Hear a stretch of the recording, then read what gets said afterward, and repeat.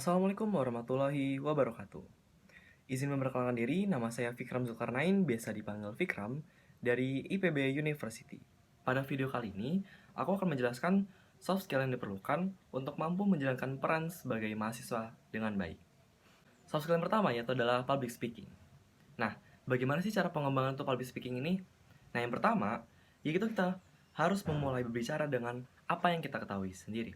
Lalu, memperbanyak membaca buku, berlatih berbicara pada diri sendiri, belajar dari orang lain yang inspiratif, lalu berbicara dengan percaya diri yang tentunya.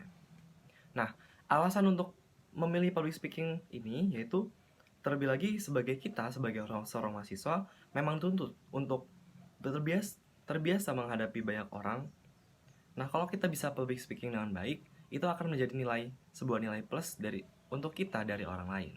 Nah, soft skill yang kedua yaitu adalah leadership. Mengapa sih kita penting banget ya harus menguasai leadership?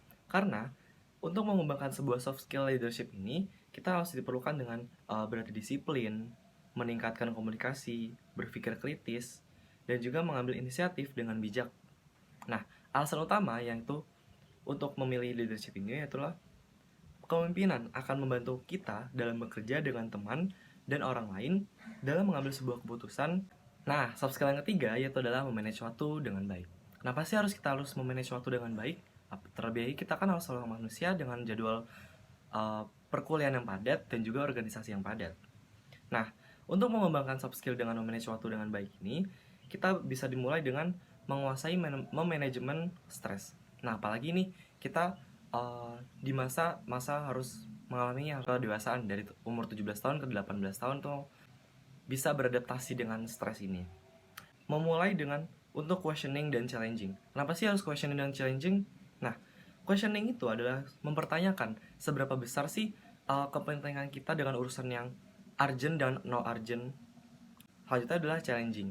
Nah, challenging itu menurut saya sendiri sih kita harus bisa mungkin menantang diri kita untuk melakukan sesuatu hal di luar kemampuan kita sendiri. Nah, lalu yang selanjutnya yaitu meningkatkan kemampuan untuk berkomunikasi. Belajar untuk selalu berfokus, membuat perencanaan, dan juga berani mengambil sebuah keputusan. Nah, alasan sendiri untuk memanage waktu itu yaitu kemampuan untuk mengontrol penggunaan waktu suatu kegiatan tertentu untuk meningkatkan efisiensi, produktivitas, dan efektivitas kita dalam melakukan kegiatan sehari-hari. Kemampuan ini juga akan sangat membantu kita sebagai seorang mahasiswa dalam mengatur segala jadwal yang padat dikala perkuliahan dan juga organisasi yang padat. Soft skill yang keempat yaitu tidak kalah pentingnya nih, yaitu dengan berbahasa Inggris. Dengan mengembangkan soft skill berbahasa Inggris seperti menonton film, mendengarkan musik, bermain game, menulis diary harian, dan juga bernyanyi lagu Inggris, itu akan membantu kita untuk meningkatkan skill berbahasa Inggris dengan baik dan bisa dengan lancar seperti itu. Nah, alasannya memilih soft skill berbahasa Inggris ini yaitu pada zaman sekarang nih ya, kita bisa nemuin banyak sekali nih orang menggunakan bahasa Inggris sebagai bahasa yang menjadi acuan penting untuk melakukan atau mendaftar di sebuah instansi sekolah ataupun dunia pekerjaan. Soft skill yang selanjutnya yaitu membaca atau literasi. Dengan adanya membaca atau literasi, kita sebagai seorang mahasiswa dengan pengembangan soft skill ini yaitu mencari seseorang yang penuh inspiratif, bisa menjadi acuan kita, dan bisa mencari tambahan pengetahuan dari berbagai sumber bacaan yang lainnya. Alasan pentingnya untuk literasi atau membaca ini yaitu kita dengan membaca buku bisa menambah pengetahuan dan wawasan terhadap pengembangan teknologi pada saat ini. Soft skill selanjutnya yaitu adalah problem solving. Dari problem solving, kita bisa mengembangkan soft skill ini dengan cara mencari tahu dan memahami masalah. Yang kedua, menentukan akar masalah tersebut. Yang ketiga, mencari dan memilih solusi dari permasalahan tersebut. Dan yang keempat, menerapkan solusi dari evaluasi terhadap permasalahan yang sudah kita bicarakan sebelumnya. Alasan pentingnya yang mempunyai skill ini, terutama yaitu menyelesaikan masalah. Artinya, memahami penyebab permasalahan dan dapat menemukan solusi yang tepat agar masalah dapat segera terselesaikan dan tidak menimbulkan dampak yang cukup besar dan juga berarti pada kemudian hari. Nah, soft skill yang terakhir nih, yaitu adalah networking. Bagaimana sih cara mengembangkan networking tersebut? Meningkatkan networking, yaitu mulai dari tingkatkan kontak jaringan, dimulai dengan WhatsApp dan LinkedIn, kemudian mulai dengan memperluas platform media sosial kita yang kita gunakan, meninjau networking yang telah ada, bergabung dengan grup sosial media, lalu kita sebisa mungkin jangan ragu gitu untuk memberikan sebuah bantuan dari online.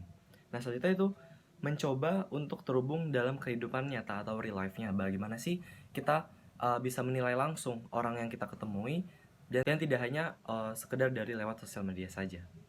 Lalu, apa sih alasan pentingnya untuk memilih soft skill networking sendiri? Memiliki networking atau jaringan pertemanan yang baik, yang luas, dan yang penting dalam membangun karir.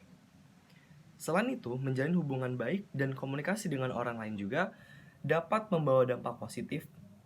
Semakin luas networking, maka kita akan semakin memiliki banyak kesempatan dan peluang untuk berkembang di masa mendepan.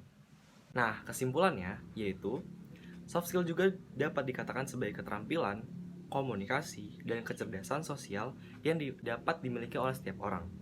Nah, berbagai keterampilan yang dimiliki akan membangun identitas diri dan membuat kita lebih menguasai dalam keadaan apapun. Nah, skill itu juga wajib teman-teman oleh setiap manusia karena semakin penting dalam dunia pendidikan dan juga dunia pekerjaan. Skill juga dapat menjadi nilai tambah bagi mahasiswa karena nantinya kita akan sangat bermanfaat di kemudian hari. Cukup sekian video dari saya, kurang dan lebihnya saya mohon maaf. Akhir kata saya ucapkan terima kasih. Wassalamualaikum warahmatullahi wabarakatuh.